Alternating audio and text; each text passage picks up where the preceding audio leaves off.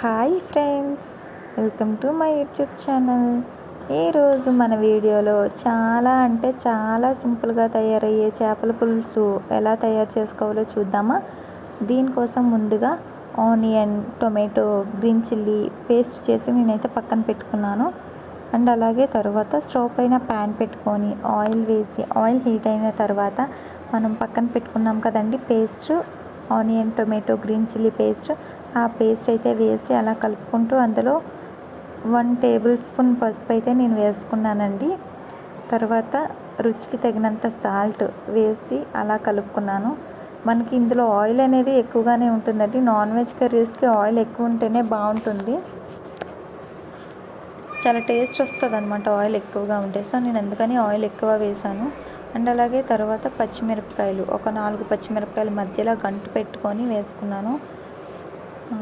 ఒక పెద్ద సైజు నిమ్మకాయ అంత చింతపండు తీసి నానబెట్టుకున్నానండి.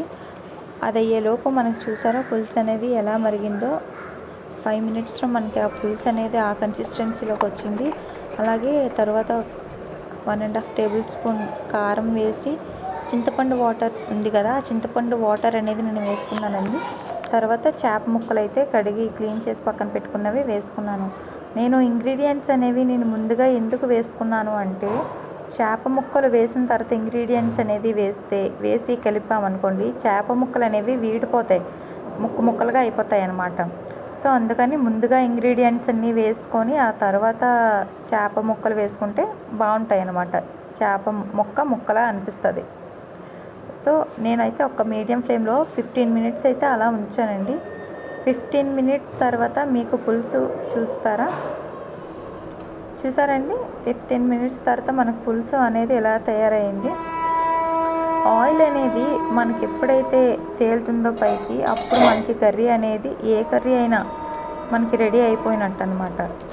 ఆయిల్ అనేది మనకు కూడా చూసారా అలా పైకి తేలింది. తర్వాత లాస్ట్లో గరం మసాలా ఉంది కదా, నేనైతే ఒక టేబుల్ స్పూన్ గరం మసాలా అయితే అలా పైన చల్లుకున్నాను.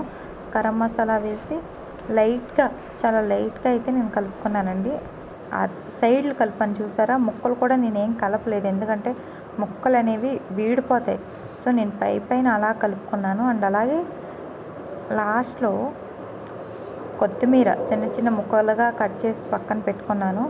అండ్ అలాగే కొత్తిమీర కూడా నేను చల్లుకుంటున్నాను. కొత్తిమీర చల్లుకొని అంతే, మనకి ఎంతో ఇష్టమైన చాలా సింపుల్ అండ్ చాలా టేస్టీగా తయారైపోయే చేపల పులుసు చూసారా. బ్యాచిలర్స్కి అయితే ఇదైతే చాలా యూజ్ అవుతుందండి. ఈ వీడియో కనుక మీకు నచ్చినట్లయితే లైక్ చేయండి.